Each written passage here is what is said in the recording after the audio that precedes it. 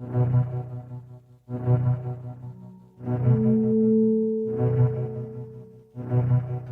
are we?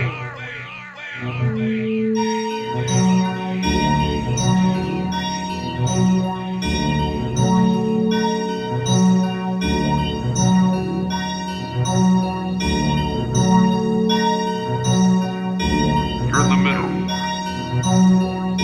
between the two. The real and the shadow. Right now you're in a kind of a limbo. You're neither here nor there. Where are we? Between light and shadow.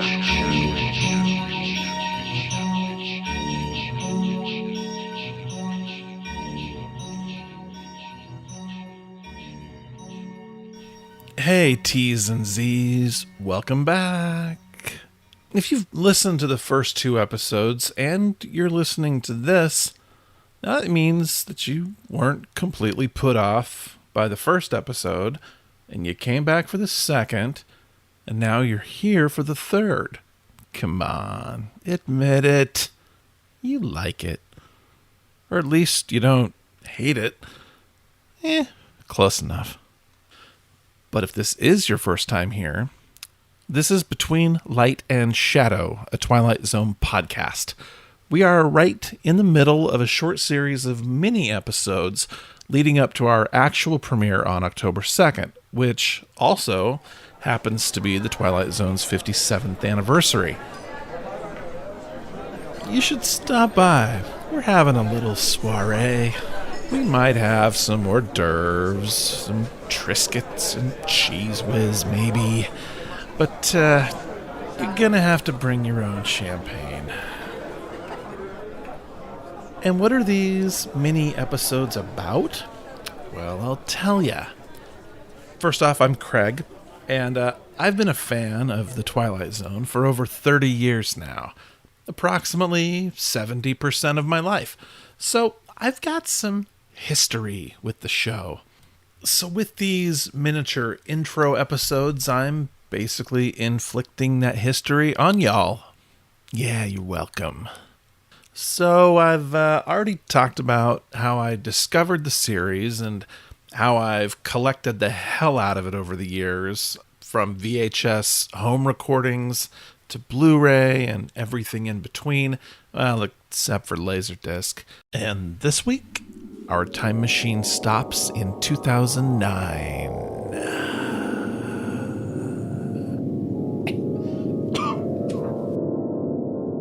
2009. Me and Teresa have been married for a few years, having done the Brady Bunch thing by combining her trio with my trio.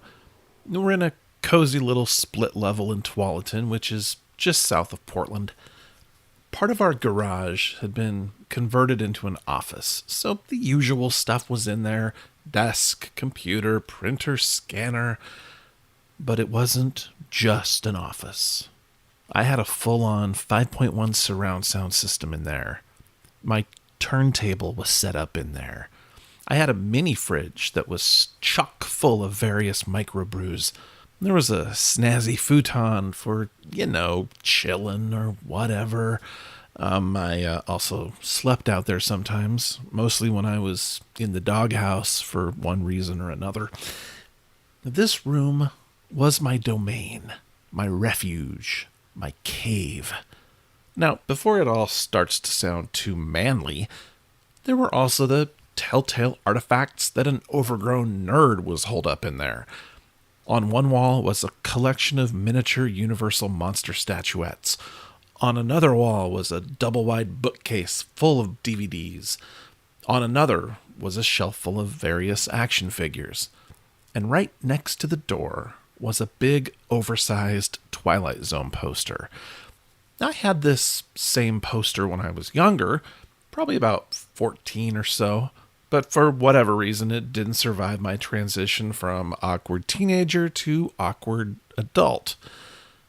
Teresa got me a new one year for Christmas, which proves she's pretty fucking cool. Yeah, bitch.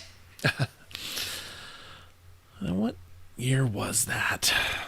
I don't know, probably 2005, which was the same year her dad and I built the office. Okay, he basically built it. I helped.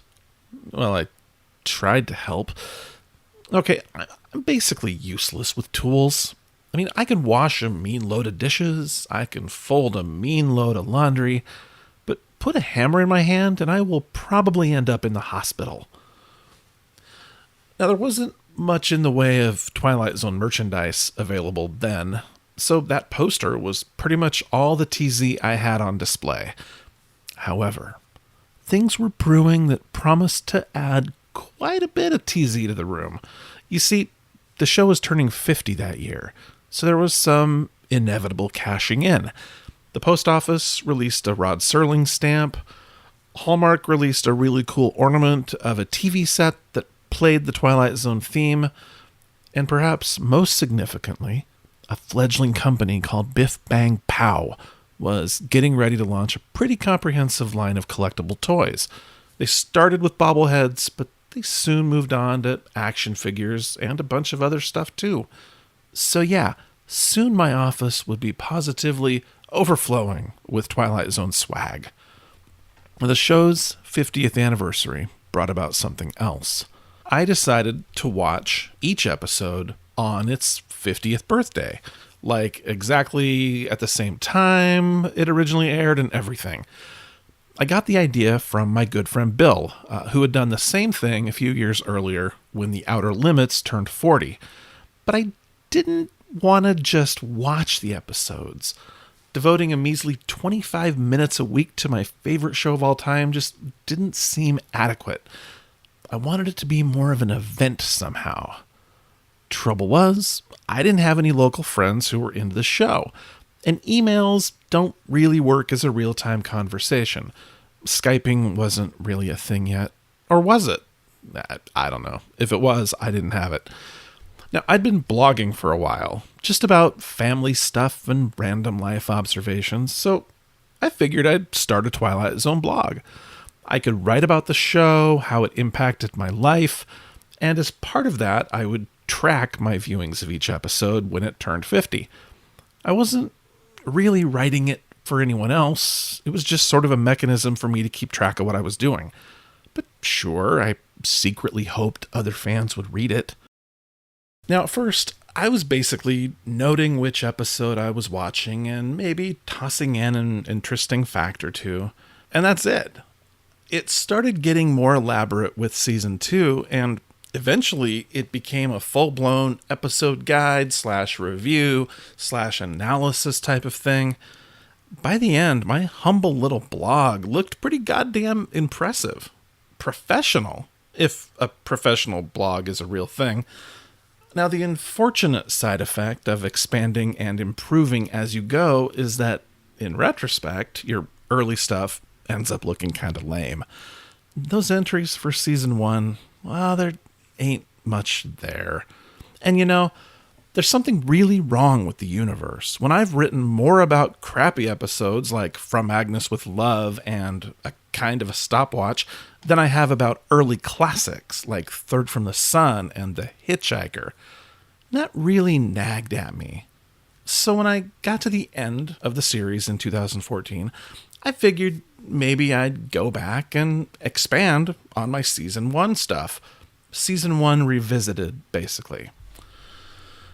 Well, that was over 2 years ago, and I still haven't done it. As I started working on this podcast, that's pretty much where all my energies went, aside from regular life and family stuff, which takes up most of those energies. Now, I'm not saying I'll never do it. I just don't know when. It's not like the world is waiting on pins and needles for it. If this podcast fails miserably, I may be doing it sooner rather than later. But yeah, writing that blog was fun. Nah, it wasn't just fun. It was a fucking blast. Now, I did struggle with deadlines at times. I remember this one time I was like 4 days late with a post, and I got this semi-angry email from a guy, and that it still just cracks me up. But, hey, at least it was proof that at least one person was following it. Actually, a lot of people seem to have followed it. And what's cool is people are still discovering it. There have been over 200,000 page views since 2009, which seems like a lot to me, but I don't know, maybe it's not. Any web experts out there, let me know if that's an impressive number. But even if it's not, doing the blog put me in touch with a lot of people with similar interests, and I've formed a couple of pretty good friendships in the process. So it has personal value for me, if nothing else. But hey, if the internet is forever, then that blog might just be my only lasting mark on the world.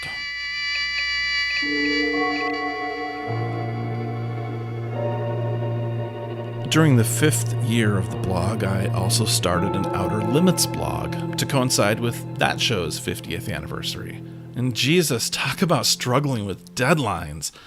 The two blogs overlapped for like 9 months, and that whole time is like a goddamn blur. Seriously, I'll go back and read stuff out of them, and I honestly cannot remember writing them at all. It's like someone else wrote them. It's really surreal, actually. But my name's all over it, so it must have been me, right? And I am pretty proud of it all, not gonna lie. But truth be told, now that it's been a couple of years and I'm not so close to them, I think I'm actually prouder of the Outer Limits blog. There was just, I don't know, more to it. I really do feel like I said almost everything I could say about the Outer Limits in there. But the Twilight Zone?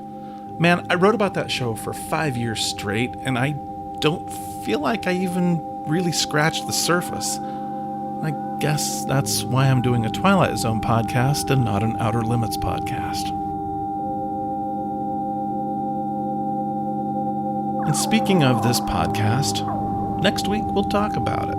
How it happened, why it happened, who helped make it happen, and yes, I will be naming names. Will you be there? Will you make it 4 for 4? Come on, you guys, don't make me beg. Between now and then, check us out on Facebook. Search for @ZonePod, one word, ZONEPOD, or drop us a line at zonepod, again one word, @gmail.com. If you're feeling ambitious and you have the equipment, you can record your thoughts or comments or insults in an MP3. I'm not promising I'll play it on the show, but I'm not necessarily against the idea.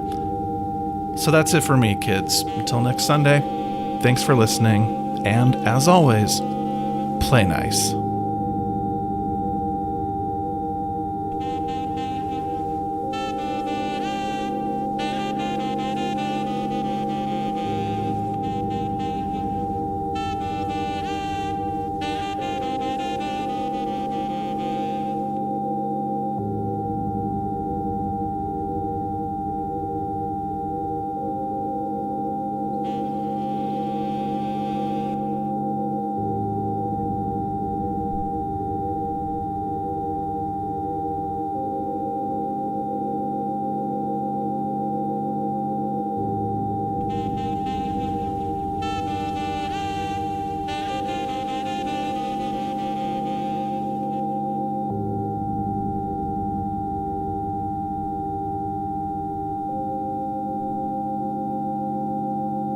Between light and shadow.